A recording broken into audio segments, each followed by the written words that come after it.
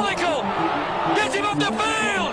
That's just typical of what it is! There was a time when every touch Antony made ended up as a meme. His skills were mocked, his price tag, a punchline. His confidence, gone. And the world, it had already given up on him. But this story isn't about failure. It's about a man who refused to stay down.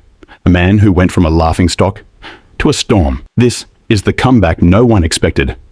One transfer, £86 million.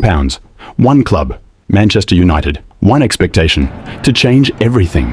And when he didn't, the world turned on him. Critics, fans, even his own teammate, they said he was done. But they forgot one thing. Antony didn't come from comfort.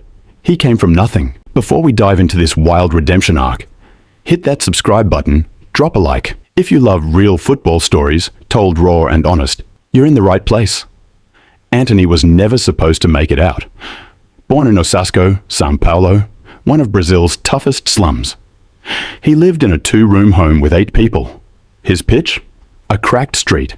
His first fans, stray dogs and broken fences. But inside that chaos, a warrior was born. Every night, he slept hungry.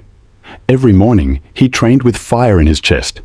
He didn't have elite academies. He had survival, and he made it to São Paulo FC. Not because someone gave him a chance, but because he stole it. By 18, Ajax came calling.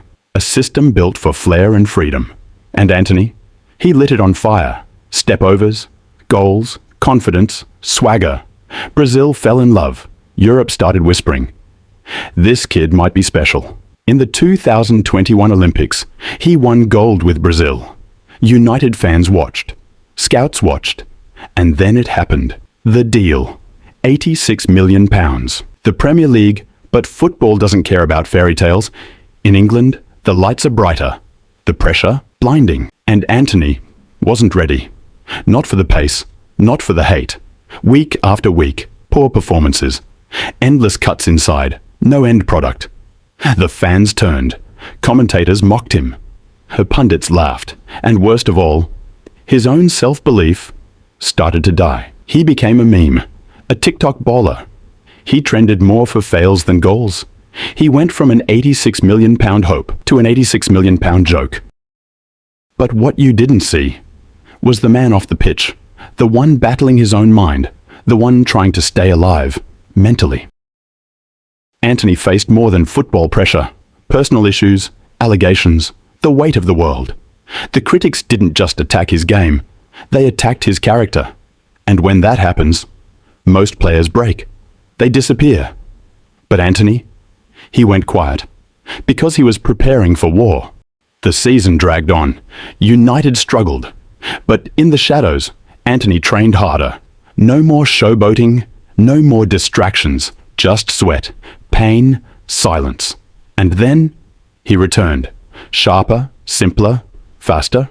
Not trying to prove the world wrong, just trying to prove himself right. In the FA Cup, he showed a new version. Hustling, tracking back, creating chances. He didn't look like the kid from YouTube anymore.